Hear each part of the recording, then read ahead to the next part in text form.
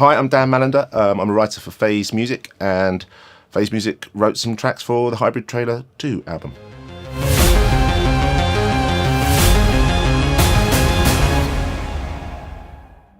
We referenced Hyrbid Trailer 1, which was a brilliant album, so we looked at that. Some of our favourite trailer houses, people like Two Steps from Hell, Pusher, they've got some great stuff on there. And also we always look at YouTube.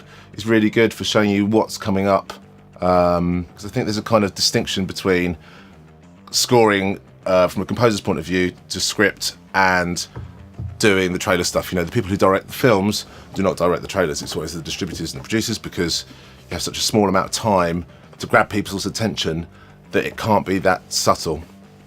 I think my favourite track from the album is called Mobilise, just because it's one of the ones that Dan wrote in his studio, and you could tell from the outset as you watched it develop as a tune, it had that thing that just gets you over the top, gives you the hairs on the back of your arm standing up, and makes you pay attention to whatever it is it's synced with.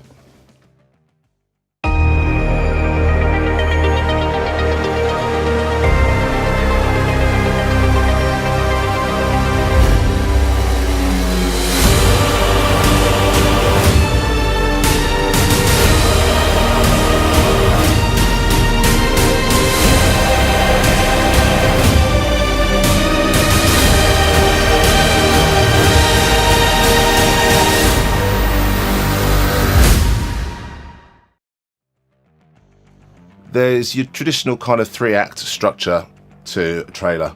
Piano lines, for example, are always Act 1.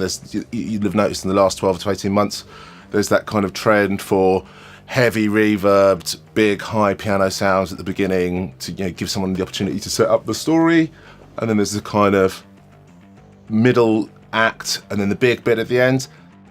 The hybrid sound, it's been around for kind of 10 years or so in the mainstream now, I would say, starting out with people like Two Steps from Hell and so on. And I think it's defined by taking the use of sound effects, big hits, sub drops, whooshes, risers, all of that kind of synthetic stuff, and the sounds of the orchestra, but the impactful sounds of the orchestra, the bottom ends, the brass, the low strings, and then whatever else you want to throw into the mix.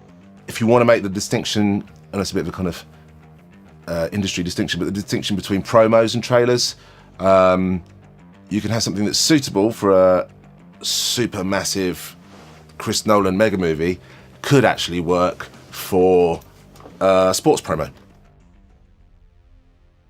One thing that I think a trend that is happening now is the fact, even the fact that I'm sitting here talking to you, is that the really good independent production music houses that haven't necessarily always focused on trailer music are now really managing to compete with the people the kind of exclusive trailer music houses.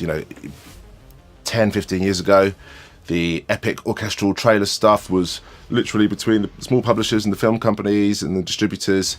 Then came companies that were focused exclusively on just doing trailer music, and I think they had a lot of the market, but they also had a reputation that other production music libraries didn't have. They were specialists, if you like. And now I think you see people like Focus, actually the quality of their output competes with anyone really, which I think is interesting. I think it's healthy as well.